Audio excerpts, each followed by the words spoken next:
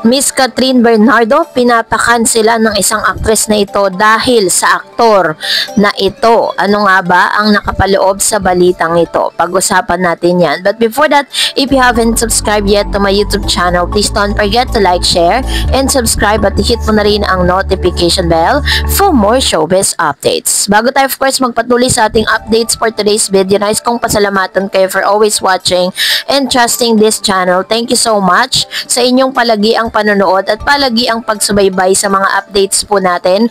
Maraming salamat po. And for today's video, let's talk about Miss Catherine Bernardo, kung saan cleavage ni Catherine agaw eksena sa PGT. Maraming fans at netizen ang napawaw nang lumabas si Catherine Bernardo sa stage ng 3rd semifinals night ng Pilipinas Got Talent Season 7 noong Sabado ng gabi. Paano naman kasi nabulaga at may pa-cleavage si Catherine sa kanyang bareback body tight shimmering dress. Reynang-reyna nga ang ina sa mga hurado ng PGT, sabi niya. Agaw eksena talaga ang cleavage ng ex-girlfriend ni Daniel Padilla. Naglaro na naman ng ganda-gandaan ng Asia Superstar sa kanyang shining, shimmering, splendid outfit with matching diamond dangling earrings. Mistulang nananampal na naman ang aktres sa kumikinang niyang kaseksihan at kagandahan. Napasana all na nga lang ang ibang girl sa online world. Mukhang tinotodo na nga raw ni Kat ang pag-aro dahil sa nalalapit na pagtatapos ng PGT. Last 2 weeks na lang kasi ang nasabing talent search show at 4 pang looks ni Kat ang dapat abangan. Nako, mas super bongga dapat ang aurahan ni Catherine sa finals weekend, no? Excited na nga ang mga fanay sa mga pasabog ng aktres sa June 21 and June 22 na gaganapin sa The Theater Soler sa Parañaque City. So dahil dyan ay talaga naman pinag-usapan po ang kaseksihan ni Miss Catherine dahil pinaghahandaan niya po yung tinatawag na The Big Night ng Pilipinas Got Talent, kung saan isa siya sa mga masasabi nating hurado, no? At hanggang sa ngayon ay talaga namang tinatangkilik ng mga fans si Catherine Bernardo ang kanyang ito pong game show na ito, no? Isang talent search na napapanood sa TV5 at sa ilang mga online platform. So, ito po ay ang kanyang napakagandang damit at talagang lutang na lutang ang kagandahan ng isang Catherine Bernardo. So, ang tanong po na maraming mga fans si Catherine, ano nga ba ang next pagkatapos po niya, no, na matapos ang project na ito sa PGT or Pilipinas Got Talent? Marami po kasing usap-usapan ngayon na may panibago pong serye or panibagong project sa gagawin si Miss Catherine Bernardo sa isa sa mga star at aktor dito po sa ABS-CBN.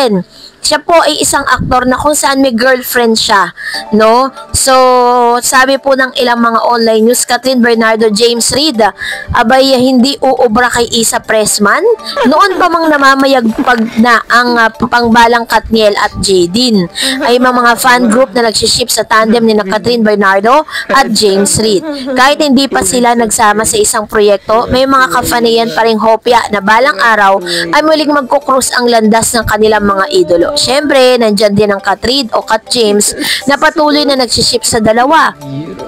Tila naman answered prayer na biglang naging maugong ang chikang sa wakas ay magsasama na ang dalawa sa iisang serye. Ito ay kahit na nagmamaasim ding tinututulan ng collaboration nila. Kasi marami po talagang nagsasabi na parang dahil naman sa chismis na talagang umano'y engaged na daw itong si James Reid at ang nobya nitong si Miss Isa Pressman. May pasabi siya nagsabing tila mauun siya raw ang tandem ng Kat James. Itong ilang say na mga netizen. Nakakaloka, paano ibibenta ang Kat James kung may isyong engaged na sila ni James? Parang end of Jadine era lang ang peg. Di pa nga nagsisimula, unsya na agad. Kung matuloy man ang Kat James project, dapat dumistansya si Isa kay James para di mabad trip ang mga fans. Matatandaan na matapos maghiwalay si Miss Nadine Lustre dahil po kay Miss Isa Pressman, yan po ang sinasabi ng ilang mga netizen eh. So si Isa Pressman ang naging dahilan ng hiwalayan ng Jadine. At ngayon naman ay hindi pa man lumalabas ang proyekto ni Kat at ni Miss ni Mr. James Reid, may mga naglilitawan na engage na nga daw ito. So, ibig sabihin, makakasira ito dun po sa binubuo nilang love team. Muling love team ni Catherine at ni James Reid.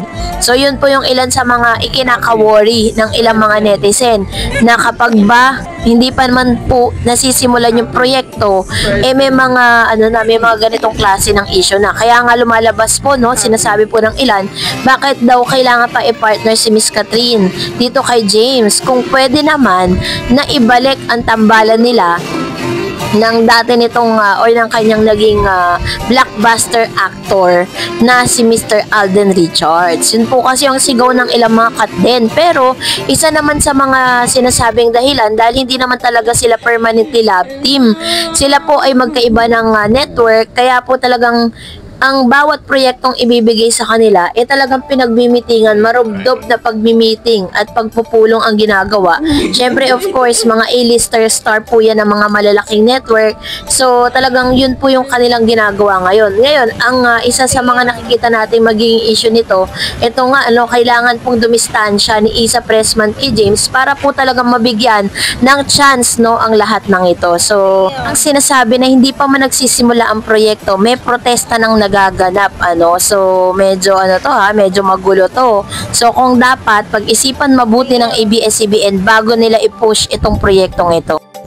Kayo po, anong nyong saloobin patungkol dito? Comment down below. At dahil dyan, narito ang ilan sa mga comments and reaction po ninyo patungkol sa ating latest updates. Mag-umpisa tayo kay Mr. Renato Sayan. Sabi niya, Joros known everything once again. Joros never directly tell about a thing. He will find ways since nakakaisap ko siya na before. Then, nakakausap ko siya before. Then, naging close to on lang siya. Nag-open about sa akin. Pasikreto nga muna. That's why pasikreto ko rin tinanggap lahat ng sinasabi in respect to privacy, both Alden and Kat. Ganon din kay Joros. Ayun. So, si Mr. Renato Sayan kasi is one of the nakasaksi doon po sa Canada kasi he was residing in Canada at doon po mismo sa lugar nila ginanap yung taping ng Hello Love Again. So, sabi ni Sir Ma'am Raquel Bersosa, nadula si Joros. Free. From real to reels. Grabe, excited kami sa movie ni Alden sa Netflix. Pala siyang ipapalabas. Gusto yung tema ng movie ni Alden. And sabi ni Renato, understand, bali naman sa part ni Kat kung hindi tumanggap ng project sa online gaming project, ang pagtanggap ng basta-basta. Project both Alden and Kat, that they are contract both ABS-CBN and GMA. So, hindi talaga pwede tanggap lang ng project na hindi collaboration project ng bawat network.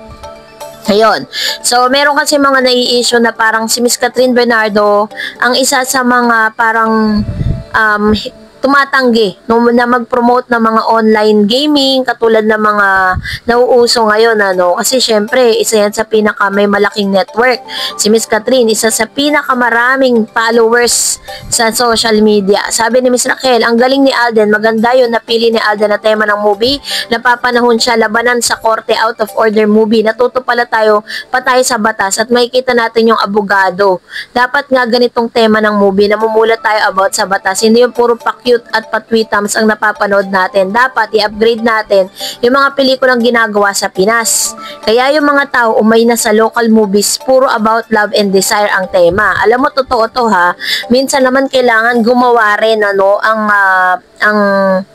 ABS-CBN or ilan sa mga producers and directors ng isang premyado, hindi yung puro pa-sweet, hindi patungkol lagi sa mga, diba, sa mga napakasimpleng about relationship. Siguro naman po it's time para po talagang mas bigyan ng mas mataas na kalidad, Alam ko pong matataas na ang kalidad na ginagawa nilang movie. Pero tama yung sinabi ni Ma'am Raquel Bersosa, yung something na meron tayong makukuha out of it.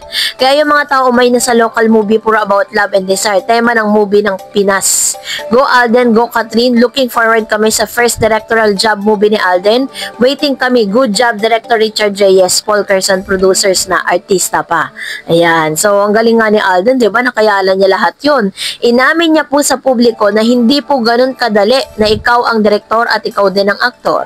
So, that's it for today. For more videos and updates, please don't forget to like and subscribe, and please don't forget to follow my Facebook page, Dar Eds TV. God bless everyone!